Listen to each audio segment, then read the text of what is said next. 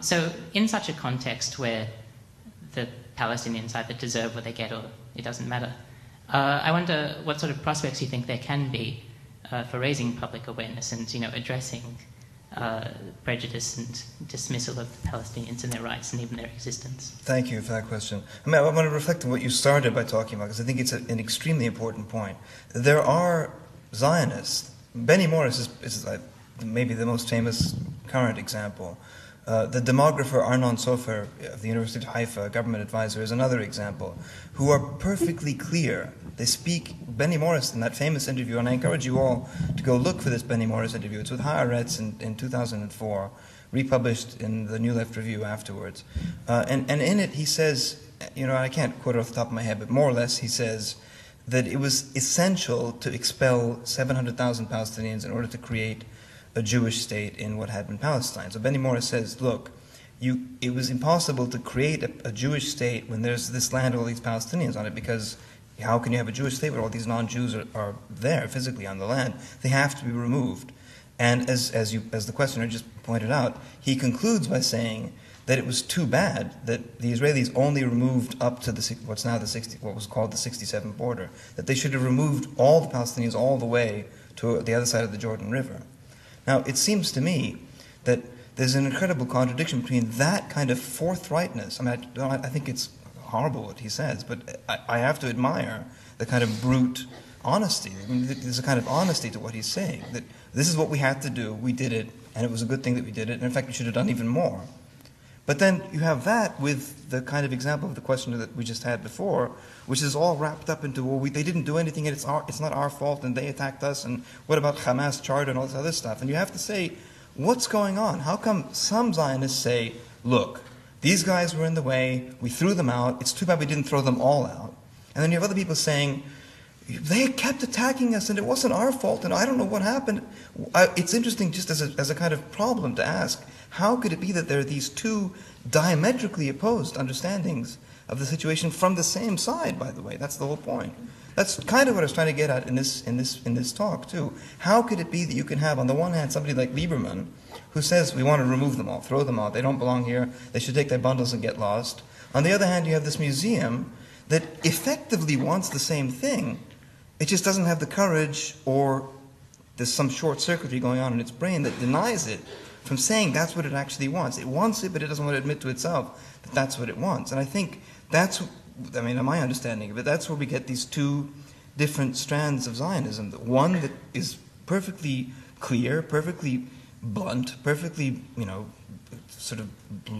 of bludgeoning way honest, brutal but honest. And on the other hand, this other one that's all wrapped up in layers of denial and contradiction and historical manipulation and so forth. And I don't know how they coexist together. All I know is that they're on the same side.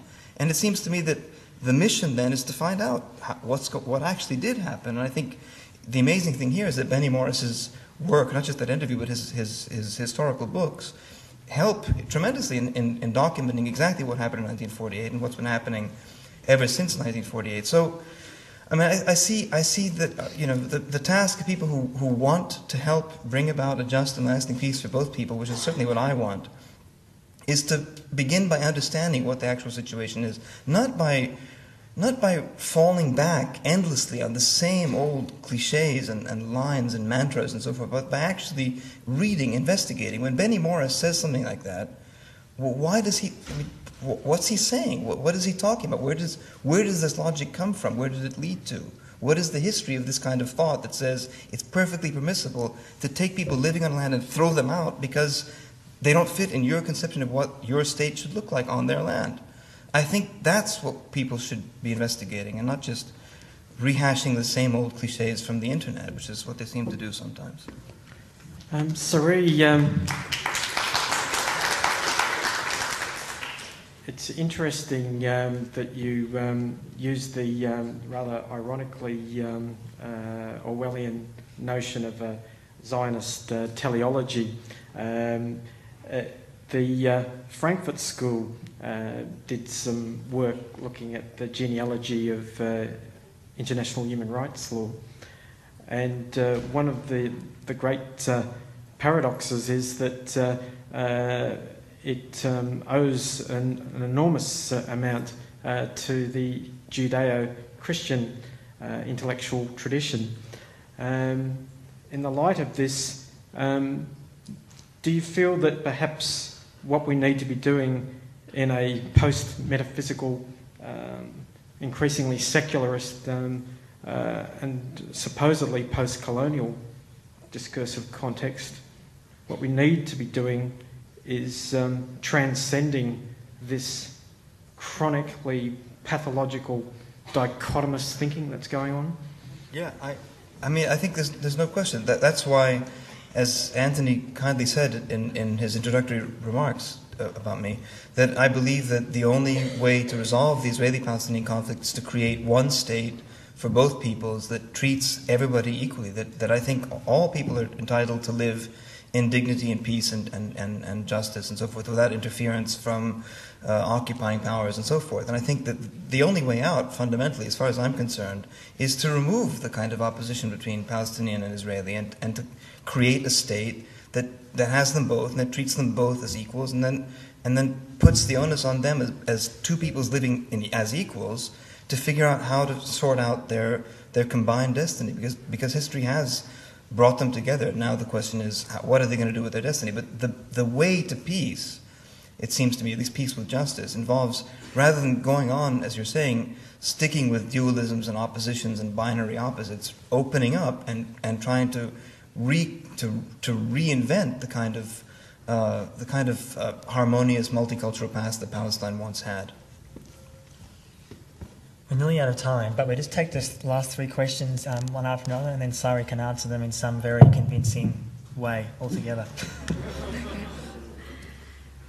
Yes, I'm very interested in your vision for a just peace for the future. I'd like to refer to three things you talked about tonight. One is the museum itself, one is the concept of dispossession, and the other is the right of return. The museum has been the subject of great debate in the Jewish press, both in Israel and in the Jewish world. All the issues that you've raised are raised in that debate, and that is actually why the museum has not yet been built. In terms of dispossession, we're looking at two dispossessed peoples. We're looking at almost 800,000 dispossessed Palestinians out of Palestine. We're looking at almost 1 million dispossessed Jews out of the Arab world, including Yemen, which you mentioned, where my husband's family came from and were expelled from.